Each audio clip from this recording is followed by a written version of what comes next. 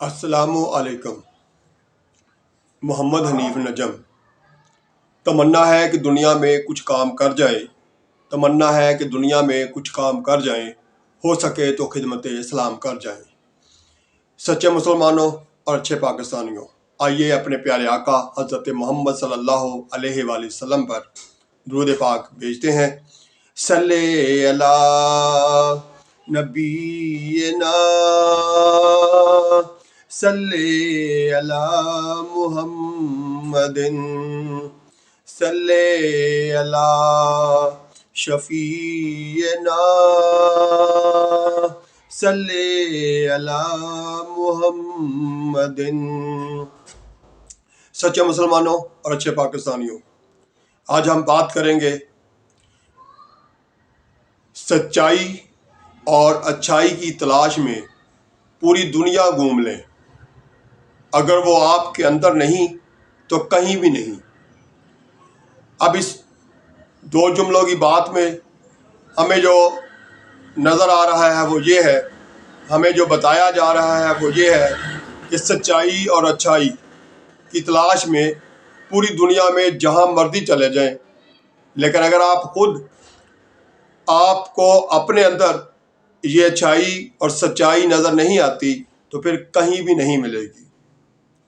میرے پیارے پاکستانیوں، اگر ہم چاہتے ہیں کہ ہمیں ہمارے آس پاس اچھائی نظر آئے یا سچائی نظر آئے تو پہلے ہمیں خود اچھا بھی بننا ہوگا اور سچا بھی بننا ہوگا۔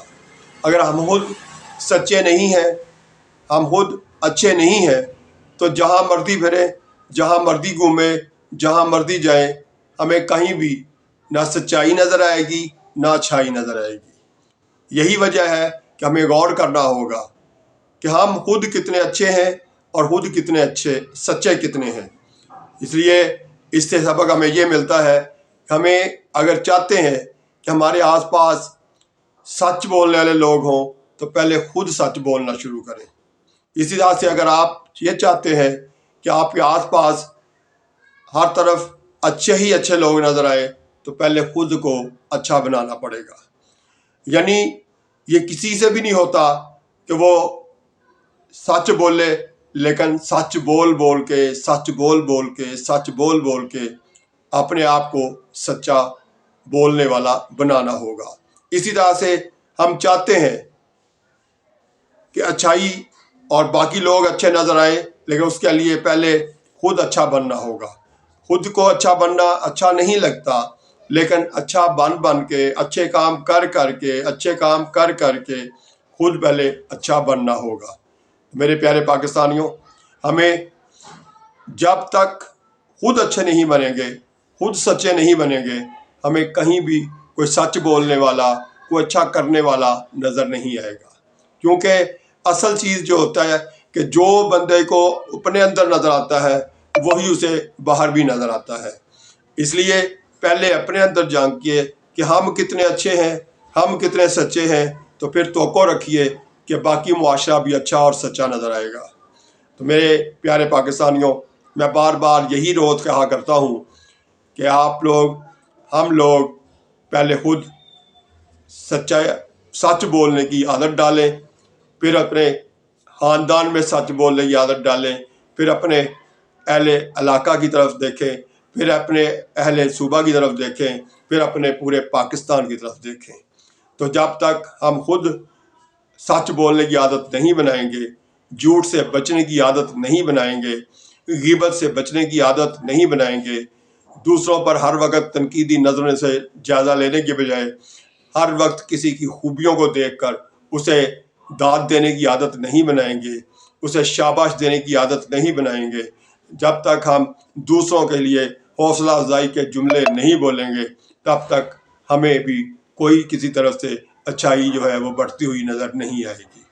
اس لیے اپنی عادت بنائیے، جب بھی کسی کو اچھا کام کرتے دیکھیں، جب بھی کسی کو بہتر کی طرف جاتے دیکھیں تو اسے شاباش دیں، اس کی حوصلہ افزائی کریں، اس کے ساتھ اچھا سلوک کریں، اسے مسکرا کر سلوٹ کریں، اسے سبحان اللہ کہیں، اسے ماشاء اللہ کہیں، تو پھر انشاءاللہ تعالی آس پاس برائیاں کم ہوتی اور اچھائیاں بڑھتی ہوئی نظر آئیں گی۔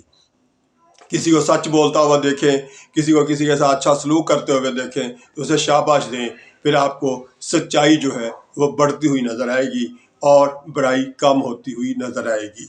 اور یہ حقیقتاً ایسا ہو سکتا ہے، ناممکن کچھ نہیں، سب کچھ ممکن ہے، صرف اور صرف اپنا اپنا زاویہ نظر ہے۔